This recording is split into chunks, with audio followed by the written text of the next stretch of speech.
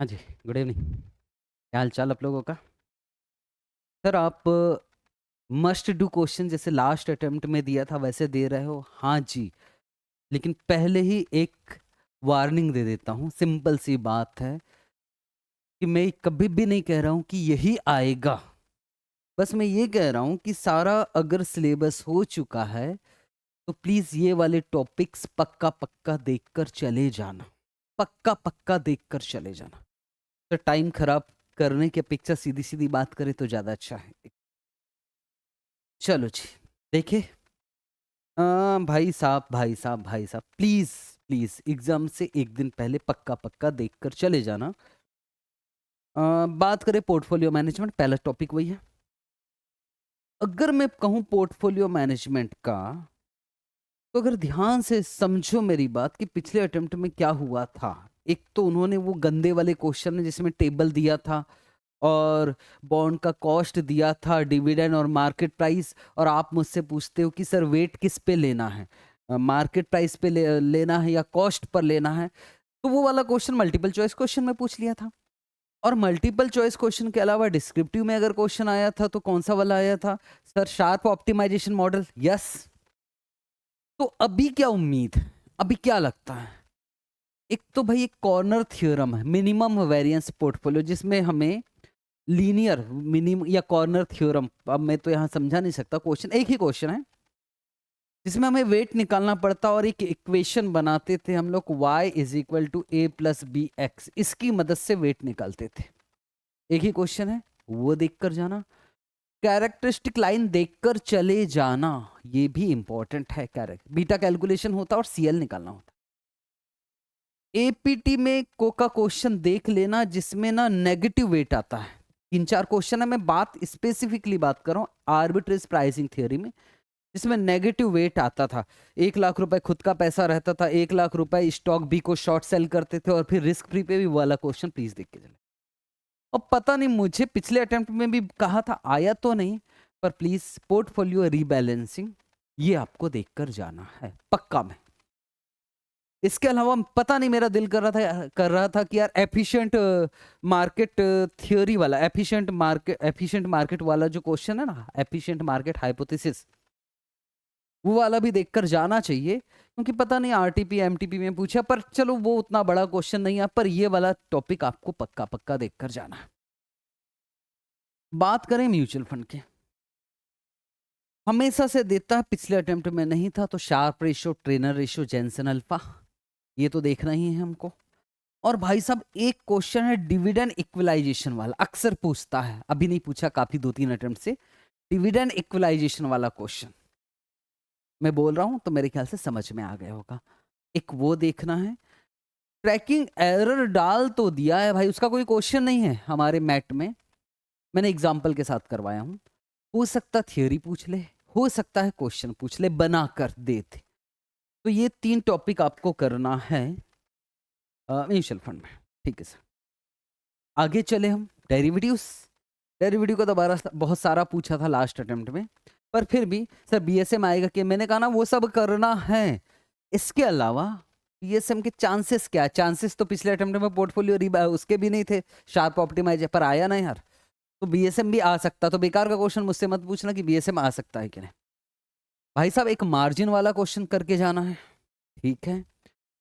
एक क्वेश्चन था जिसमें हम फ्यूचर में बीटा मैनेजमेंट की बात कर रहा हूं, वो करना है। तो बीटा मैनेजमेंट में एक क्वेश्चन था जिसमें हम 4 मंथ फ्यूचर को यूज करते थे 3 मंथ वाले को हेज करने के लिए, आपको याद आ जाएगा वो क्वेश्चन। तो प्लीज वो वाला क्वेश्चन अच्छे से देखना। और कमोडिटी फ्यूचर देख लेना यार, कमोडिटी फ्यूचर लास्ट लास्ट का है, पता ना उठाकर दे दिया तो कमोडिटी फ्यूचर आपको देखना है, ठीक। इंटरेस्ट रेट रिस्क मैनेजमेंट में मुझे एक समय से इंतजार है कि यूरो डॉलर फ्यूचर पूछेगा, पिछले अटेम्प्ट में फिर वापस एफआरए का क्वेश्चन पूछ लिया था। यूरो डॉलर फ्यूचर देख लेना भाई, एक ही क्वेश्चन है, और एक देखोगे 2 पार्टी स्वैप का, ठीक है जी, ठीक है सर। एक एक क्वेश्चन हो गए कि बड़ी मुश्किल से एक एक क्वेश्चन हो गए। आगे चल रहा हूँ, टाइम में खराब नहीं कर सकता आपका, टाइम नहीं है। फॉरेक्स तो पूरा छोड़ दे क्या भाई, लेक्चर बोला था तो लेक्चर डाल दिया ना, अब हटा दूंगा।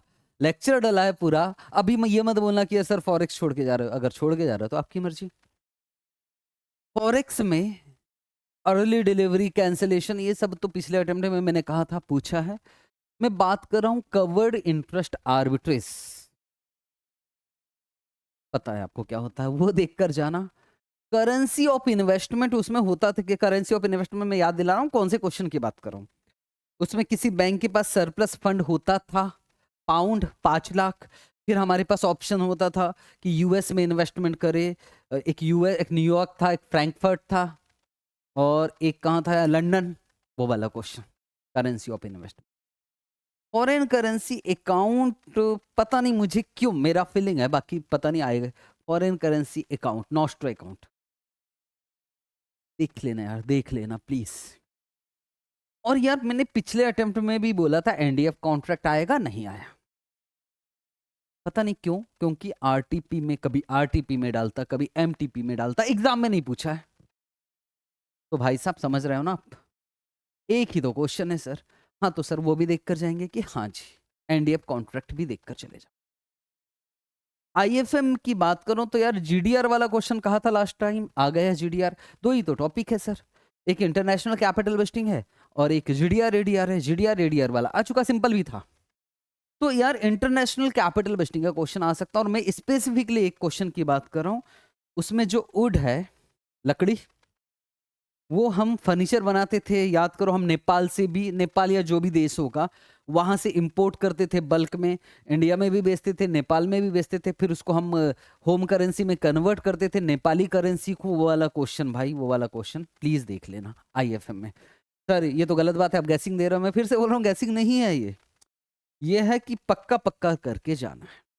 सिक्योरिटी वैल्यूएशन, भाई साहब सुन लो, सिक्योरिटी वैल्यूएशन का मनी मार्केट इंस्ट्रूमेंट से क्वेश्चन आया था, मल्टीपल चॉइस क्वेश्चन में, रेपो वाला क्वेश्चन कहा था लास्ट टाइम। डिस्क्रिप्टिव में क्वेश्चन ही नहीं था, और मैं आपसे बार बार बोल रहा हूं कि बॉन्ड का क्वेश्चन पूछा ही नहीं, एक जमाना हो गया।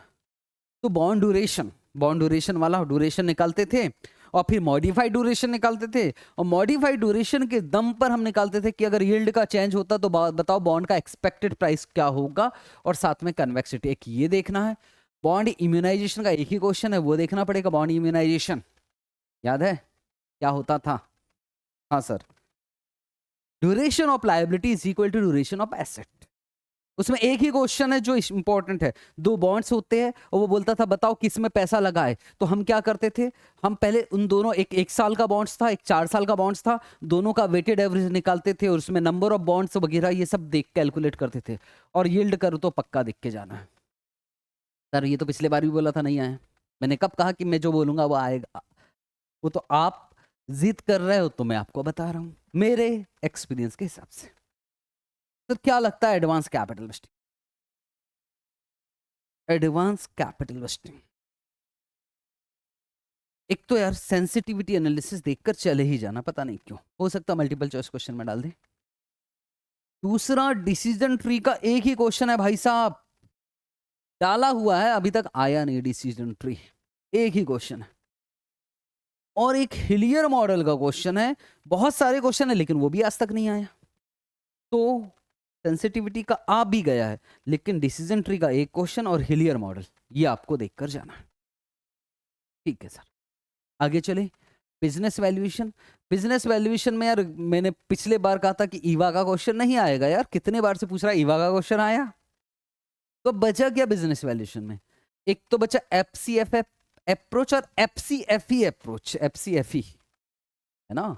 हाँ सर, उससे वैल्यू, बिजनेस का वैल्यू निकालने के लिए आ सकता है। अब दूसरी बात समझना, एक अलकार मॉडल है सर, वो हमको नाम से नहीं मालूम, तो सुनो।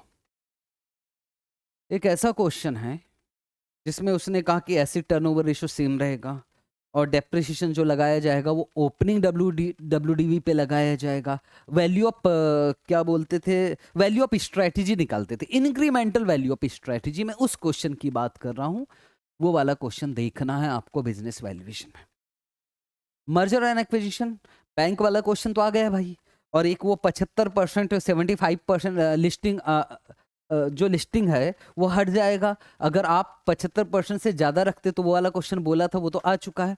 तो फिर से बोल रहा हूँ, प्रमोटर्स कॉन्ट्रीब्यूशन और फ्री फ्लोट मार्केट कैप दो कंपनी मर्ज हो रही है तो प्रमोटर कंट्रीब्यूशन बताइए, after merger, free float, market cap, उसमें बोनस वोनस भी, स्टॉक स्प्लिट भी डाल दिया था, वो वाला क्वेश्चन देखना है।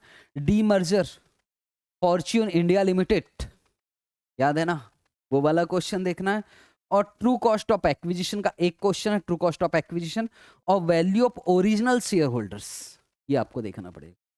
बिजनेस वैल्यूएशन में मैं एक पॉइंट लिखना भूल गया हूं, प्लीज देख लेना।